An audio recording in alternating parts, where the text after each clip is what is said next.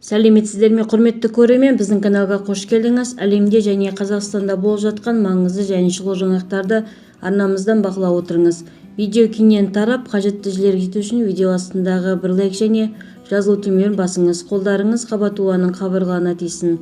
Зейнеткерлерге материалдық көмек көрсетіледі.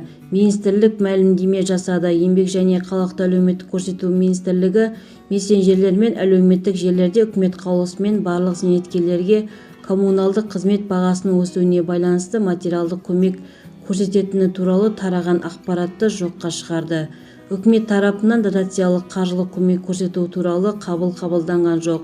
Сол себепті бұл жалған ақпарат. Сонымен қатар Қазақстан Республикасы тұрғын үй қатынастары туралы заңының аясында жергілікті атқарушы органдар жергілікті бюджеттен ең аз қамтылған отбасыларға жеке тұрғын үйді ұстауға кеткен шығындар арасындағы айырмашылықты өтеуге және осы мақсаттарға арналған шығыстардың шекті деңгейде тұрғын үй көмегін көрсету қарастырылғанын хабарлаймыз, делінген министрлік хабарламасында.